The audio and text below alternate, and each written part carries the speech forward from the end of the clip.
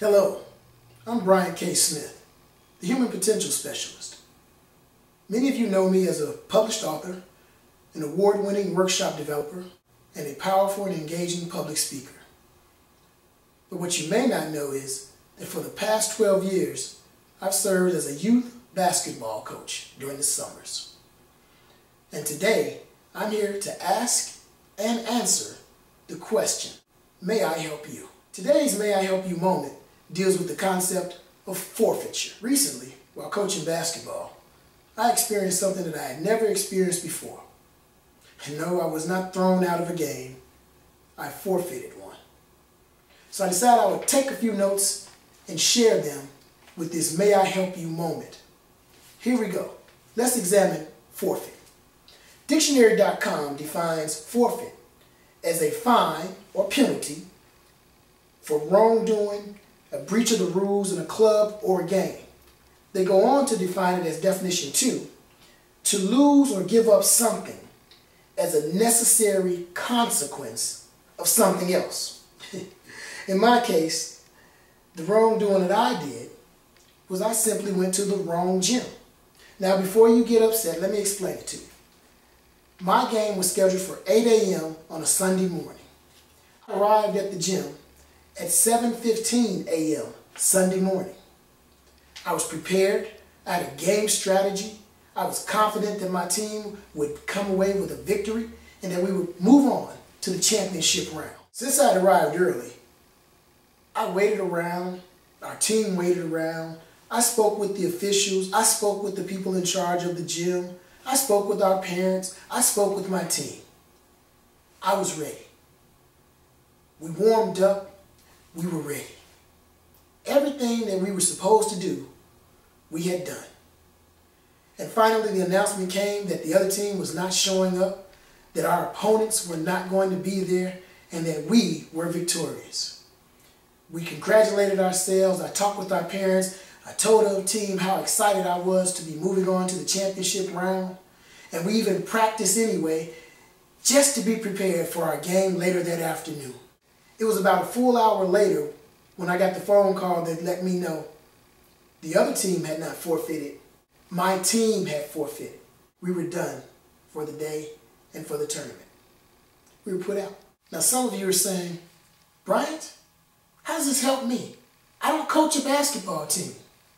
Well, in the words of Bill Cosby, if you're not careful, you might just learn something. I took some good notes. Here we go. Here's a couple of lessons I think you can walk away from this and understand the concept of forfeit. Lesson number 1. I caused our team to suffer a penalty because I missed a minor detail. When I read the schedule, I gave everyone that was depending on me the wrong information just because my mind was preoccupied on something else. And as a result of my misreading that small minor detail, everyone else suffered. The team, the parents, the fans, everyone. How many of you have forgotten something? How many of you have missed a minor detail?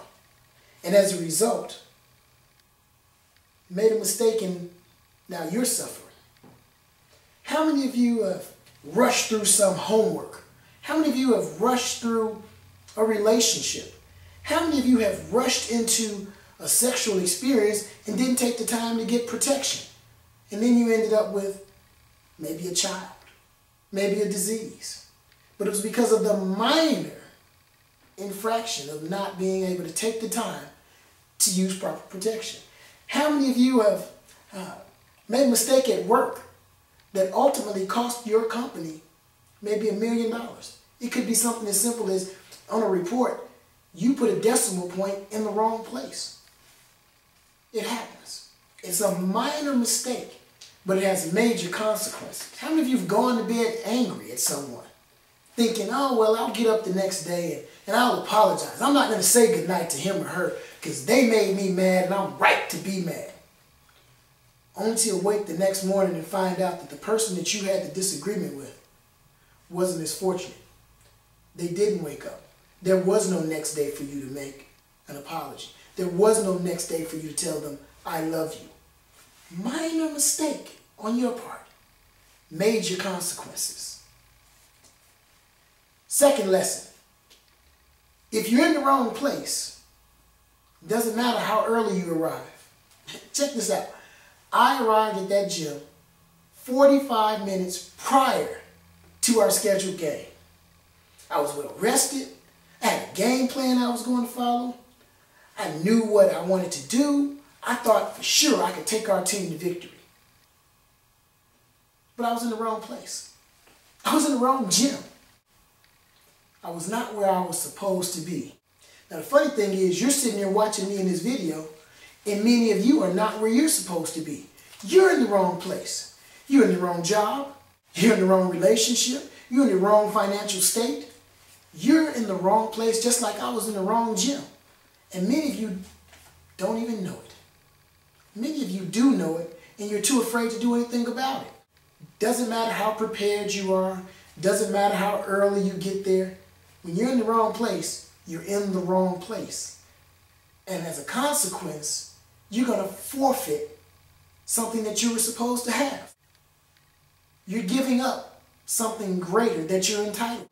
One thing I want you to remember from this "may I help you" moment. It's not what you have, but what you give up in order to get what you have that really means something. Let me repeat that. It's not what you have. It's what you give up in order to get what you have that is the true cost of what you have. Think about it. Third lesson, the other people. I told you when I shared this story that there were other people in the gym.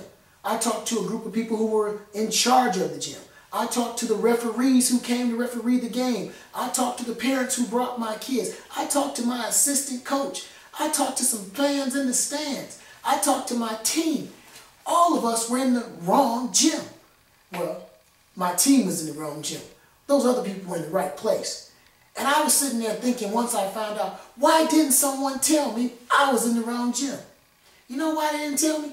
Because it's not their responsibility. I was the coach. It was my job to look at that schedule and to make sure my team not only was prepared for the game, but they showed up at the right place at the right time, and I failed to do it. I was doing exactly what so many of you are doing. You're waiting for that other person to tell you. You want your boss to fire you because you're too afraid to quit. You want your spouse to ask for a divorce because you're too afraid to be the one who admits it's not what you wanted. It's not what you thought it was going to be. It's you. It's not the other people. Every situation that you are in is a direct result of you and your thought processes. Think about it. Some of you are wasting a lot of valuable time waiting on the other people in your life to tell you it's time for you to be somewhere else, that you're in the wrong place. It's not going to happen. It's not their job. You have to decide for yourself that you're in the wrong place, and you have to decide that you're going to move to the right place before it's too late. By the time I found out I was in the wrong place, it was too late. The consequences were already enacted, and they were great. All of those parents who got up early, all of those kids who were prepared for the game, everything went down the drain because I was in the wrong place, and I had rushed and misread and made a minor mistake. Today, with my "may I help you" moment, I'm hoping that you will not forfeit the rest of your life, that you will choose today to be in the right place, that you will no longer allow fear or anything else to keep you from having that which you are destined to achieve. Stop forfeiting your life. Don't deprive yourself of greatness. And remember, master and nurture your unlimited potential today. I'm Bryant K. Smith, the Human Potential Specialist, with today's "May I Help You" moment.